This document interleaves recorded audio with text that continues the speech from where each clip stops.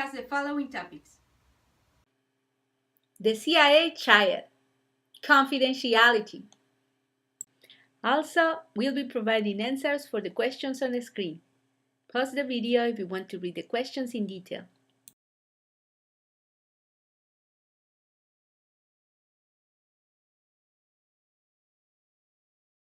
CIA. When referring to a security policy as the fundamental block that supports security management, we have to refer to the basic concepts that are important to understand because they define the parameters of what can be considered a secure environment, which is the ultimate goal for a security professional to achieve. So, what are these goals? There are three of them, and they're usually depicted with a triangle, known as the CIA Triad. We can see on the screen an example of the representation of this model for security policy, and although in this case each one of the sides is equal in size, in reality each one of the elements might have a different weight depending on the specific security environment. The definition of confidentiality tells us that it is a high level of assurance that data, objects, and resources are restricted from unauthorized subjects. To better understand this concept, we can think of it on the basis of risk. I mean, what could be the risk if confidentiality is ineffective? Well, if a threat exists against confidentiality, unauthorized disclosure could take place. For example, in the case of an information network, confidentiality must be protected from unauthorized access during the three different stages that data, resources, and objects can exist, while in storage, in process, and in transit. As you can imagine, unique and specific security controls are required for each of these stages in order to maintain confidentiality. Now, confidentiality violations can result not only from the actions of an end user, but also from systems administrators.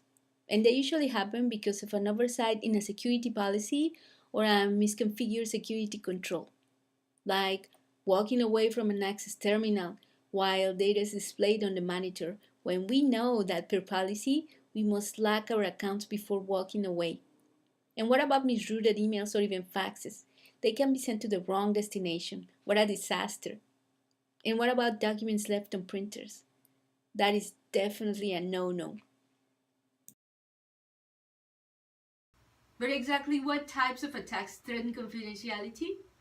When attacks focus on the violation of confidentiality, social engineering can happen, or attackers could capture network traffic and steal password files, perform port scanning to identify and later target any vulnerable ports.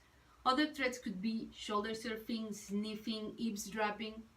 And guess what? Violations of confidentiality are not limited to directed intentional attacks.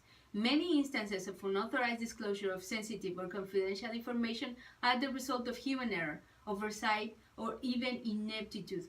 Unfortunately, some people don't know how to properly perform their jobs or how to identify when a mistake has happened. It is clear how important professional training is, so we know how to protect the confidentiality of the particular entity we're responsible for.